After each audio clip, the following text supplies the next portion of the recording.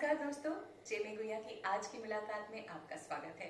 अब चेमी गुइया क्या है ये तो मैं पिछले मुलाकात में आपको बता ही चुकी हूँ और जिनको नहीं पता है डिस्क्रिप्शन बॉक्स में मैं उसका लिंक डाल दूंगी।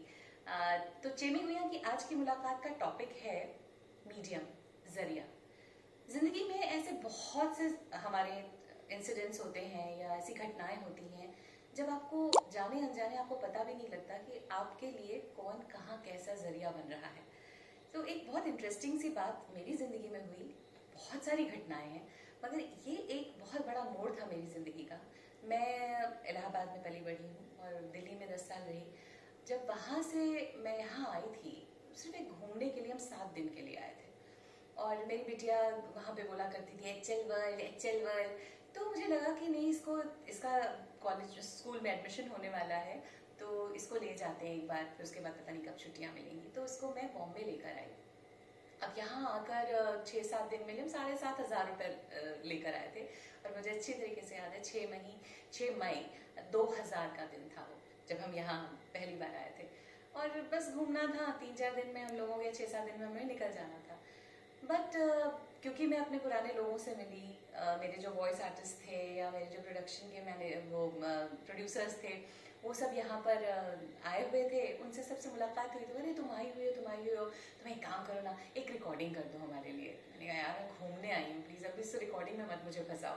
पर उन्होंने बोला कि नहीं ठीक है, एक रिकॉर्डिंग हमारे लिए तो बनती है। तो वर्ली में कहीं मुझे मैं किसी का भी, देखिए मैं पहले ही बता दूँ, मैं मेरी जो भी घटनाएं हैं सच्ची हैं, मैं उनमें किसी का भी नाम नहीं लेने वाली। जो भी सुनेगा वो समझ जाएगा कि कौन कहाँ किसके बारे में बात हो रही है। वो चाहे सामने आना तो बहुत अच्छी बात है, मोर देन वेलकम। तो मैं एक स्टूडियो में गई और वहाँ पर जब मैं पहुँची तो मुझे शायद कोई कैरेक्टर डब करना था। तो सडनली एक शख्स चलते हुए आया मेरी तरफ, प्रतिभा। हाँ, तो कहते आप क्या करने आई हैं? मुझे नहीं पता, मुझे एक फ्रेंड ने बोला है कि एक डबिंग हमारे लिए कर दो। वो अंदर गया, थोड़ी देर बाद आप आए तो कहते कि आपके पास टाइम है? मैंने कहा नहीं, मुझे तो 1 घंटे का कुछ बोला था। तो नहीं नहीं नहीं नहीं, आपको 2-2.5 घंटे लगेंगे, आप पोस्ट डब कर रही हैं। मैंने कहा अच्छा। तो हाँ नहीं नहीं, हम आपसे कैरेक्टर नहीं डब करवाएंगे, आप पोस्ट डब कीजिए। तो वो मैंने एक प्रोग्राम है, उसके लिए मैंने एक होस्ट का वॉइस डब की। और वो वॉइस जब वो चैनल पे गई मेरी, जब वो प्रोग्राम चैनल पे गया तो वहाँ से शायद उनको फ़ोन आया होगा कि किसकी आवाज़ है। तो उन्होंने बोला ये तो कोई घूमने आई हुई है लेडी, हमारी पहचान की है और ये अभी जा रही हैं वापस। तो उन्होंने उनको बोला कि इनको रोक लो। शाम को मेरे पास फ़ोन आता है कि भाई तुम कितने दिन लेकर आए हो? मैंने कहा मैं तो परसों जा रही हूँ, रुक जाओ। कैसे? क्योंकि चैनल को तुम्हारी वॉइस पसंद आ गई है, वो तुम्हें चैनल वॉइस भी बनाना चाहते हैं और तुम्हारे लिए आगे बहुत काम है यहाँ पर। और मैं बड़ी अचंभित कि ये क्या हो गया। मेरे पास कुछ ऐसा प्लानिंग थी नहीं, मैंने कुछ ऐसी प्लानिंग नहीं की हुई थी। घर में बता के आई थी कि भाई आ रही हूँ 6-7 दिन में वापस। बच्ची को तो सिर्फ एसएल वर्ल्ड दिखाना था, पर वो वर्ल्ड कैसे मेरे लिए घूम गया मुझे पता ही नहीं लगा।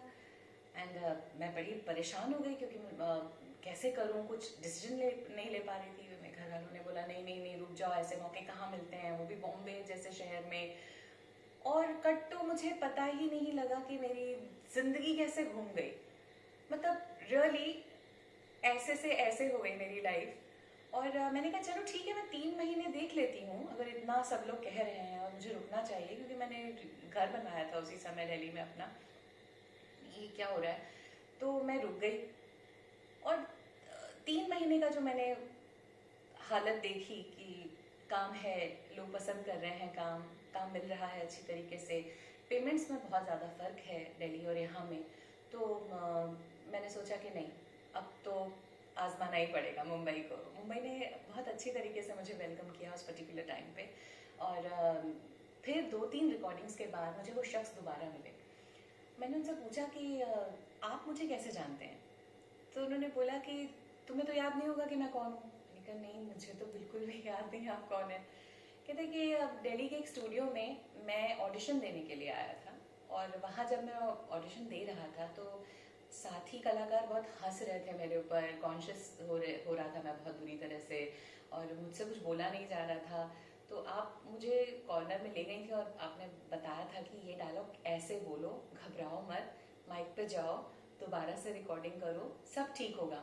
बहुत हिम्मत बंधाई थी आपने। और मेरा ऑडिशन फिर मैंने वो क्लियर कर लिया, और वो मेरे लिए बहुत ज़रूरी था क्योंकि उस समय मैं स्ट्रगल कर रहा था और वहाँ से मुझे इनकम होनी शुरू हुई थी। तो आपको तो याद नहीं है पर मैंने तो आपको याद रखा। सो दोस्तों, कहने का ये मतलब है कि जो मैं आज हूँ उसकी पहली नींव न जाने कब रखी गई थी, क्योंकि मुझे भी नहीं पता था कि वो शख्स मुझे वहां मिल जाएंगे। मैंने जो उस समय किया था मुझे ये पता ही नहीं था कि इसका मतलब मेरे लिए तो बहुत छोटी सी बात थी वो, मगर कभी कभी आपकी की हुई एक छोटी सी बात किसी के लिए जिंदगी का बहुत बड़ा बदलाव ले आती है, कभी कभी पॉजिटिव वे में और कभी कभी रियली नेगेटिव वे में। तो हमें देखना चाहिए कि हम किसी की जिंदगी के लिए पॉजिटिव जरिया बन रहे हैं या नेगेटिव जरिया बन रहे हैं। डेफिनेटली हम सभी कोशिश करेंगे कि हम किसी का भी जरिया बने वो पॉजिटिव ही हो, और आपके किए का एक छोटे से अंश का कहाँ कब बीज पनप जाए वो नहीं पता होता है। सो आज का तो यही टॉपिक था, क्योंकि मैंने एक सुमित्रा नंदन पंत जी की कविता सुनी थी, सेम का बीज या समथिंग। वो बताते हैं कि मैंने बचपन में एक पैसे डाले थे मिट्टी में और ये चाहा था कि पैसे का पेड़ उगे, तो हर रोज उसमें पानी देता था, हर रोज उसमें सब खाद डालता था, पर पैसे का पेड़ तो कभी उगा नहीं। फिर एक दिन अनमने ढंग से ऐसे ही बैठा था उदास सा और ऐसे मिट्टी को कुरेद रहा था, तो शायद अनजाने में एक सेम का बीज जो है वो मिट्टी में कहीं दब गया मेरे हाथ से, और कुछ दिनों बाद उसमें एक ऐसा पेड़ निकला जिसमें से फलियां ही फलियां निकली, इतनी सारी फलियां निकली कि पड़ोसी भी आके ले जाते थे, घर वालों ने भी खूब खाई और हरियाली भी थी हमारे आसपास। सो आपकी किसी भी एक अच्छे जेस्चर का एक जरिया बनने का, जो सेल्फलेस हो, जो कभी बिना स्वार्थ के किया गया हो, वो कब किसी के जीवन में हरियाली ला दे आपको नहीं पता। चेमे भैया के अगले सेशन में भानुमति के पिटारे यानी पेंडोरा बॉक्स में से क्या निकलने वाला है ये तो आपको अगली बार ही पता लगेगा। डिस्क्रिप्शन बॉक्स में आपको लिंक्स कुछ मिलेंगे, जरूर देखिएगा। Please subscribe, like and share. Thank you so much, see you soon. नमस्कार।